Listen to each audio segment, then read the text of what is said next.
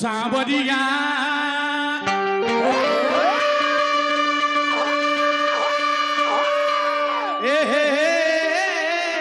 सांवरिया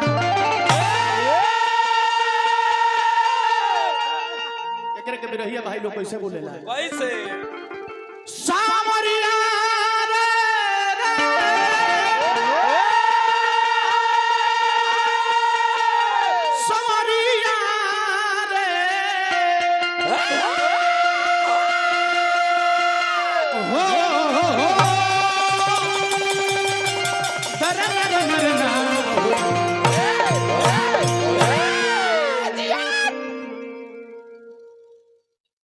तुलसीदास जी महाराज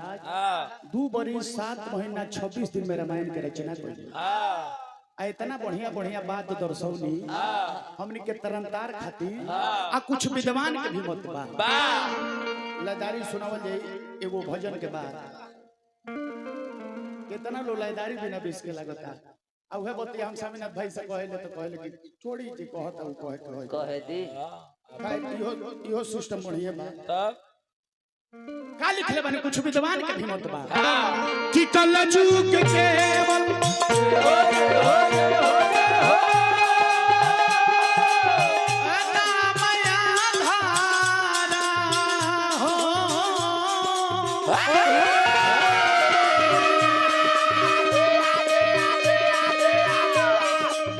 सुमिरी सुमिरी भवभूत नहीं पारा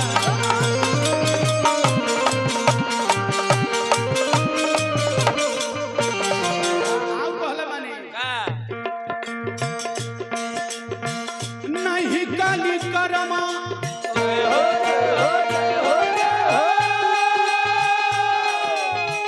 भगवती विवेकू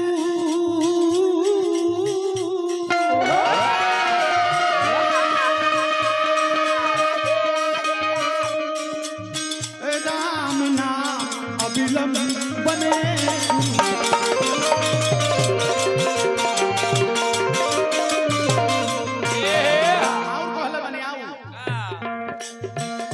नाम जपत शिव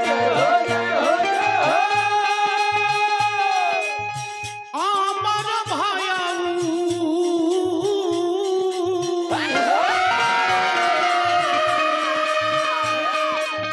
जन्म मरण के संशय गयऊ उल्टा नाम जपी जग जाना वाल्मीकि भय ब्रह्म समाना जो मुख राम नाम नहीं आवा असो मुख ब्रह्मा जे मुंह में राम राम बगल में छुड़ी या मौका पाके काटली मोड़ी ये पहले अपना आत्मा के पवित्र करी तो वो प्रभु से दर्शन होई हमनी के दूसरा के सिखावत नहीं जा हमनी में बुद्धि नहीं होई करे के चाही आ सबरे हमनी के दशा देखे अब दशा देख के रोके गुणो लगे के मन ना गलती कहते तो कही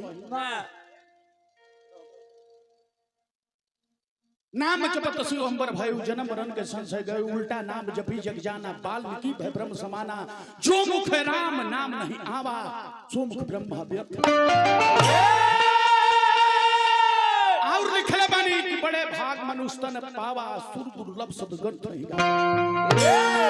ए मनुष्य ने के हमने के कितना बड़का तुलना देले बनी जवना से देवता लो तरसेला